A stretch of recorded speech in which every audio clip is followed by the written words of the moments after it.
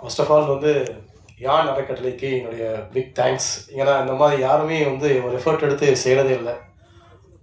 இந்த மாதிரி டிவோஷனல் சாங்கை வந்து வெறும் ஆடியோவாக இல்லாமல் ஒரு விஷுவலாக வந்து பண்ணி அது ஒரு ஃபங்க்ஷன் எடுத்து ஒரு எஃபர்ட் போடுறது வந்து ஒரு பெரிய மனசு வேணும். ஸோ பிக் கங்க்ராட்ஸ் டு யான் அறக்கட்டளை. Thank you so much ma'am. ஏன்னா உங்களை பற்றி நிறையா சேவியோ சொல்லிக்காப்புல எனக்கு வந்து நான் எவ்வளோ படம் ப்ரீ ப்ரொடக்ஷன் இருக்கும்போது நம்ம ஆஃபீஸ் வந்தார் சேவியோ வந்து ஒரு டாக்குமெண்ட்ரி ஒன்று பண்ணுறோம், ட்ரைபல் ஸ்டூடெண்ட்ஸ்க்கு வந்து எப்படி வந்து எஜுகேஷன் ரீச் ஆகுது அப்படின்னு ஒரு டாக்குமெண்ட்ரி பண்ணுறோன்னு சொல்லி அந்த விஷுவல்ஸ் எனக்கு சேவியை காட்டினார். அதுவே வந்து ரொம்ப எஃபர்ட் எடுத்து எவ்வளோ தூரம் நடந்து போய் எவ்வளோ தூரம் வெயிட் பண்ணி எவ்வளோ தூரம் ட்ராவல் பண்ணணும் அப்படின்னு சொல்லி எல்லாமே அந்த எஃபர்ட்லாம் வந்து செய்கிறதுக்கு ஒரு மனசு வேணும்.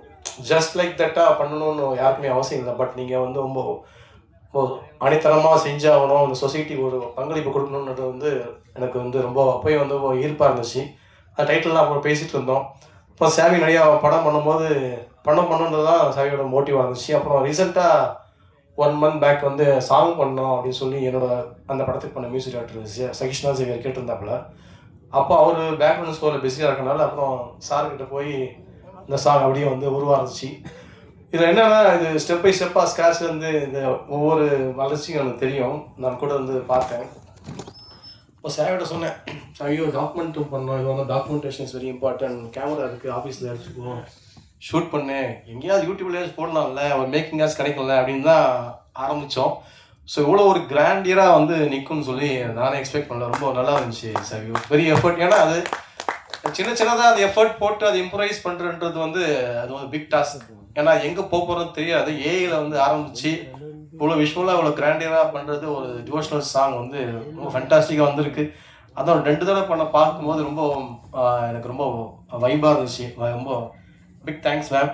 என்னோட சின்ன ரெக்வஸ்ட் என்னன்னா, இது வந்து நீங்கள் இங்கிலீஷ் சப்டைட்டில் பண்ணி நீங்கள் யூடியூப்பில் ரிலீஸ் பண்ணிங்கன்னா நார்த் இந்தியன்ஸ்க்கு போய் நிறையா ரீச் ஆகும். ஏன்னா அவங்க நிறையா நம்ம டிவோஷனல் சாங்ஸ் பார்ப்பாங்க. நம்ம தமிழ் சாங்ஸ் அங்கே கொண்டு போகிறதுக்கான ஒரு பிளாட்ஃபார்மாக நமக்கு அமையும்.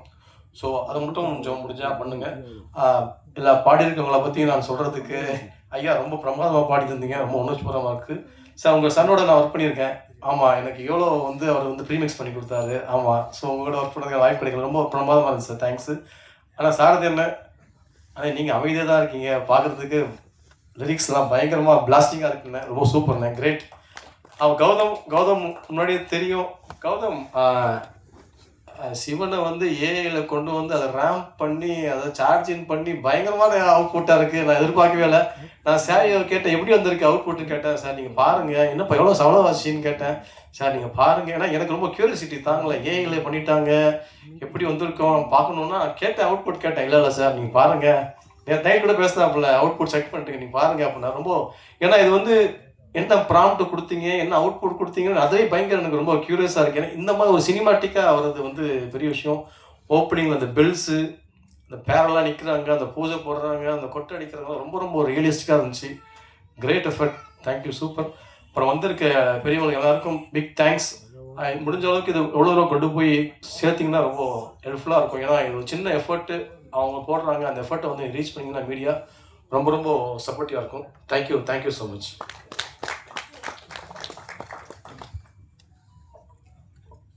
நன்றி ஐயா. திரைப்படங்களில் வந்து கதாநாயகன் ஒருத்தர் தான் இருப்பார்.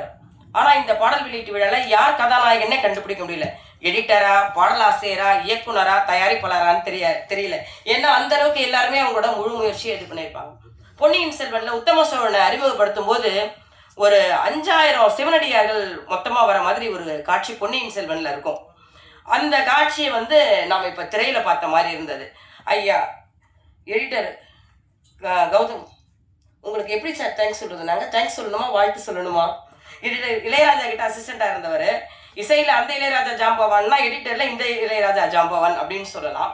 கைலாயத்துக்கு அழைச்சிட்டு போனார், அதுக்கப்புறம் கங்கைக்கு அழைச்சிட்டு வந்தார், அதுக்கப்புறம் நேராக பெருவுடையார் கோயிலுக்கு அழைச்சிட்டு வந்துட்டார் நம்மளை எடிட்டர் கௌதம். இப்பொழுது அவரை நான் மேடைக்கு அழைக்கிறேன் பேசுவதற்காக.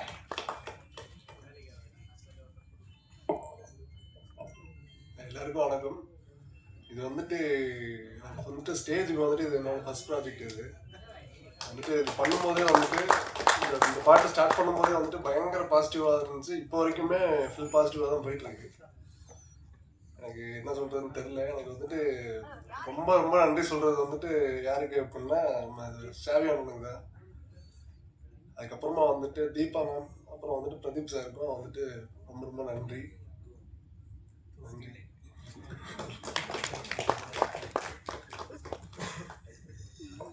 அவையடக்கம்னு 10 குறள் தான் எழுதியிருக்காரு. இவர் அநியாயத்துக்கு அவையடக்கமா இருக்கிறாருங்களே. திருவள்ளுவருக்கே டஃப் கொடுப்பாரு போல இருக்கு. ஐயா நன்றி. அதாவது மூர்த்தி கீர்த்தி பெரிது மூர்த்தி சிறிதின்னு வாங்க. இவருக்கு வந்து அந்த செயல் பெரிது. வாழ்த்துக்கள்.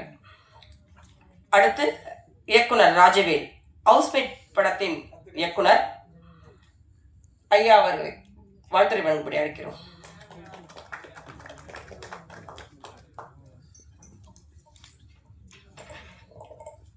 எல்லாருக்கும் வணக்கம்.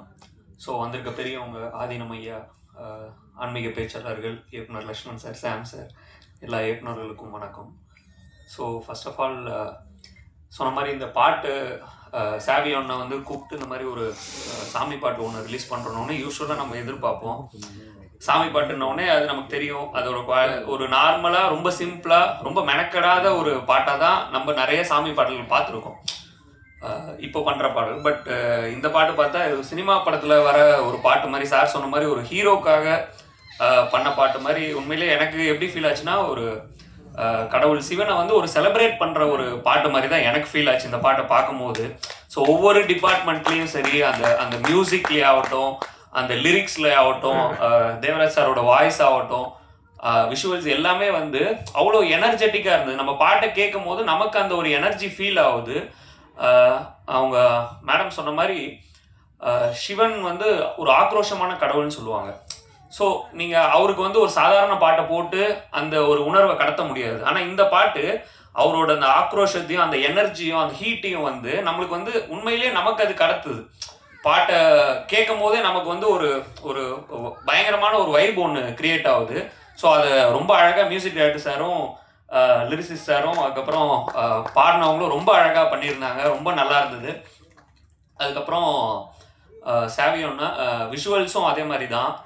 ஸோ சாதாரணமாக ஒரு கோயிலில் இந்த மாதிரி சாமி பாட்டு இவ்வளோ இதுவாக எடுத்தாலும் அது சிம்பிளாக கோயில்களில் போயிட்டு சாமியோட க்ளோஸ்அப் அந்த மாதிரி பண்ணி தான் நம்ம இவ்வளோ நாள் பார்த்துருக்கோம். பட் ஃபஸ்ட் டைம் இவ்வளோ கிராண்டியராக ஏஐயில் வந்து ஒரு பாட்டை வந்து அவ்வளோ அழகாக, அவ்வளோ ஒரு மாஸாக, ஒரு ஃபோர்ஸ்ஃபுல்லாக, பார்க்காத ஒரு ஆங்கிளில் வந்து சிவனையும் கடவுளையும் வந்து நம்ம காமிச்சதுக்கு ரொம்ப தேங்க்ஸ்ண்ணே. சாவியானனுக்கும் எடிட்டர் கௌதம் ப்ரோக்கும் ரொம்ப நல்லா இருந்தது உண்மையிலேயே. அதே மாதிரி இந்த பாட்டு வந்து கண்டிப்பாக வந்து இப்போ சொன்னாங்க நிறைய பேர் ரீச் பண்ணுங்கன்னு.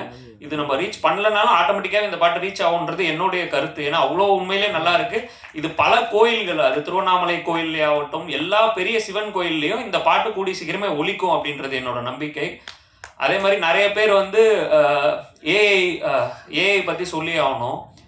என்னன்னா தமிழர்கள் வந்து எல்லா விஷயத்துலையும் வந்து முன்னோடி. நம்ம வந்து இந்த கல்ச்சுரலில் இந்த டெக்னாலஜி அடாப்ட் பண்ணுறதுல நம்மளுக்கு முன்னாடி யாருமே கிடையாது. அது மீம்ஸாக இருந்தாலும் சரி, ஃபோட்டோஷாப் இருந்தாலும் சரி, இப்போ ஏஐயாக இருந்தாலும் சரி, நீ என்ன டெக்னாலஜி, ராக்கெட் சயின்ஸ் எது உருவாக்குனாலும் அதை நாங்கள் எங்களுக்கு எப்படி தேவையோ அப்படி நாங்கள் வந்து அதை மாற்றிக்குவோன்றது தமிழர்களோட உணர்வு.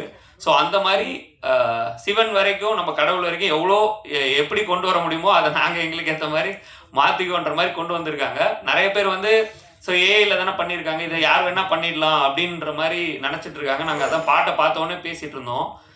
ஏஐயில் நீங்கள் இப்படி ஒரு பாட்டை கொண்டு வந்ததுக்கு நீங்கள் சிவனையே கூப்பிட்டே ஷூட்டிங் பண்ணிடலாம், அவ்வளோ கஷ்டம் இது. நம்ம வந்து நினச்சிட்டு இருக்கோம் ஈஸியாக வந்து கம்ப்யூட்டரில் வந்து சிவன் வரணும், சிவன் போகணும்னு எழுதுனா அது வந்துடும்ன்ற மாதிரி. அது உண்மையிலே ரொம்ப கஷ்டமான வேலை. அது ஒர்க் பண்ணி பார்க்குறவங்களுக்கு தான் தெரியும் ஒரு ஃபோட்டோ ஜென்ரேட் பண்ணுறதுக்கு எவ்வளோ நாள் ஆகும் அப்படின்ட்டு. பட் அவ்வளோ அழகாக, அவ்வளோ பொறுமையாக, அவ்வளோ நேர்த்தியாக, அவ்வளோ குவாலிட்டியாக இப்படி ஒரு விஷுவல்ஸை கொண்டு வந்து இவ்வளோ நல்ல சாங்ஸையும் கொண்டு வந்து இவ்வளோ நல்லா ப்ரெசென்ட் பண்ணி இதை வெறுமனே யூடியூப்பில் மட்டும் ரிலீஸ் பண்ணிட்டு போகாமல் இந்த பாட்டை வந்து இவ்வளோ பெரிய ஒரு ஃபங்க்ஷன் நடத்தி அதை வந்து எல்லாருக்கும் கொண்டு போய் சேர்க்கணும்னு நினச்ச யான் அறக்கட்டளைக்கும் ஒரு பெரிய தேங்க் பண்ணணும் இந்த நேரத்தில். ஏன்னா அவங்க இது வந்து எந்த ஒரு பண நோக்கத்துக்கு, லாப நோக்கத்துக்காக பண்ணலன்றது நமக்கு அப்பட்டமாகவே தெரியுது. ஸோ அதை வந்து ஒரு மக்களுக்காக ஒரு விஷயத்தை இப்படி ப்ரெசென்ட் பண்ணணும்னு நினச்சி பண்ணுறாங்க. அது ஒரு ரொம்ப நல்ல முயற்சி. அதே மாதிரி சாவியானனை பற்றியும் பேசணும். எப்பயுமே வந்து ரொம்ப பாசிட்டிவாக இருக்க ஒரு ஆள் தான் சாவியா அண்ணன். எவ்வளோ விஷயங்கள் நடந்தாலும் ரொம்ப பாசிட்டிவாக சிரிச்ச முகத்தோடு வந்து அதை வந்து பார்த்துக்கலாம்டா தம்பி அப்படின்னு சொல்லிட்டு ரொம்ப பாசிட்டிவாக பேசக்கூடிய ஒரு ஆள், நம்மையும் பாசிட்டிவாக நடத்தக்கூடிய ஒரு ஆள். ஸோ பேசிக்காக அவரும் வந்து கருப்பு ஷர்ட்டை போட்டிருக்கும் போது உங்களுக்கு தெரியும், அவரும் வந்து பெரியார் கொள்கையால் ஈர்க்கப்பட்ட ஒருத்தர் தான். ஆனால் ஒரு ஒர்க்குன்னு வரும்போது அதை அந்த கருத்தியல் அதெல்லாம் தாண்டி ஒரு விஷயம் அதை நம்ம ஒரு பெஸ்ட்டாக ப்ரெசென்ட் பண்ணணும்னு சொல்லிட்டு அவர் இப்படி ஒரு விஷயம் பண்ணுறது ரொம்ப ஆரோக்கியமானது. அதுதான் தமிழகம். அதோட வெளிப்பாடு தான் இது. ஸோ அவரும் படம் பண்ணிகிட்ருக்காரு. கூடிய சீக்கிரம் அந்த படமும் வந்து இதே மாதிரி ஒரு சக்ஸஸ்ஃபுல்லாக ரிலீஸ் ஆகி ஒரு சக்ஸஸ் ஃபங்க்ஷனில் கலந்துக்கணுன்றது தான் என்னுடைய ஒரு ஆசையும். ஸோ கூடிய சீக்கிரம் அதுவும் நடக்கும்னு நினைக்கிறேன். ஸோ அகரபா மகரபா பாடல் பெரிய பெரிய வெற்றியை பெறும். அது வந்து நிச்சயமாக இந்த பாட்டிலே தெரியுது. ஸோ எல்லாரும் இந்த பாட்டை இன்னும் அதிகமாக கொண்டு சேர்ப்பீங்கன்னு நான் நம்புகிறேன். தேங்க்யூ. நன்றி. அடுத்து இயக்குனர் வசந்தமணி அவர்களை வாழ்த்துரை வழங்கும்படி அழைக்கிறோம். வெற்றிவேல் படத்தின் இயக்குனர் சசிகுமாரை வைத்து இயக்கிய பெருமை அவரை சேரும். ஐயா அவர்கள். வந்திருக்கின்ற நண்பர்கள், ஆன்மீக பெருமக்கள்